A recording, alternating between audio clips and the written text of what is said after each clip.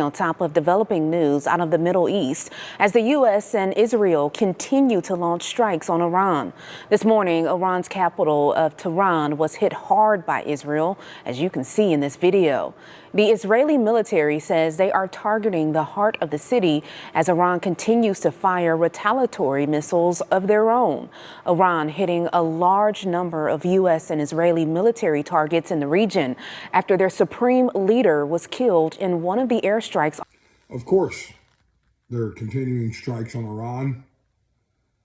They're trying to bring Iran to their knees as quickly as possible to ensure that we can end this conflict as quickly as possible and that the people of Iran can get back to a normal life and have freedom, since they no longer have a dictator, a supreme leader who kills thousands upon thousands of his own people simply for speaking out against him and protesting against him, who kills women for taking off their head coverings, who throws homosexuals off the tops of buildings and persecutes Christians, and the list goes on and on.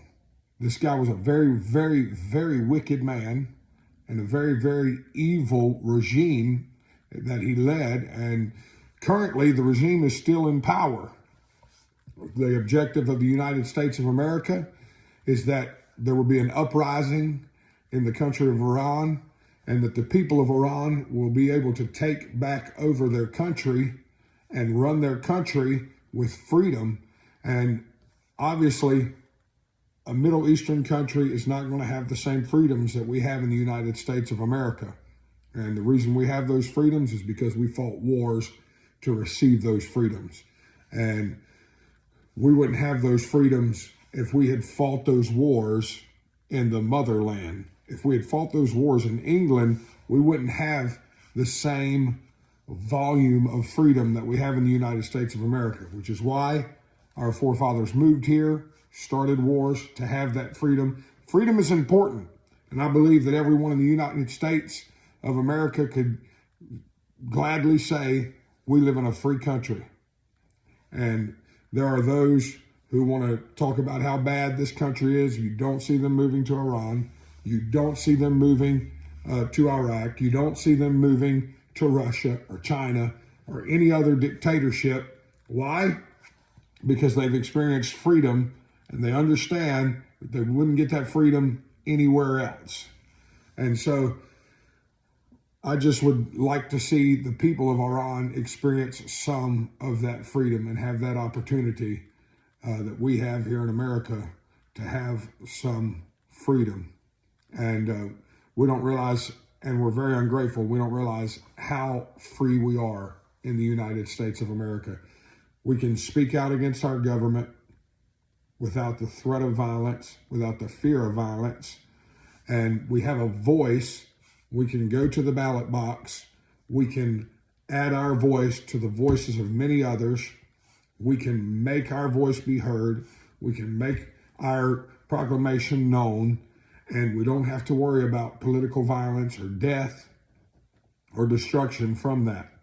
And so that's what the U.S. government is trying to accomplish in Iran to an extent, obviously to an extent,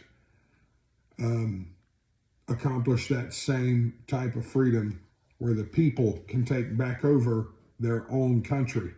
And I don't believe this is going to be a very lengthy war at all. That's why they're striking. That's why they're bombing. They want to bring the leadership of Iran to their knees as quickly as possible and have them begging for mercy. Pray. Pray that this will end quickly. Pray. Pray for us. Pray for our nation. Pray for our government. God bless America. This is the greatest country in the world. And don't you forget it. We fought for freedom of the world. We fought for freedom in World War I. We fought for freedom in World War II. And the whole reason that most of the known world isn't speaking either German or Japanese is because the United States of America fought for freedom of the people. So like, share, and subscribe for more content.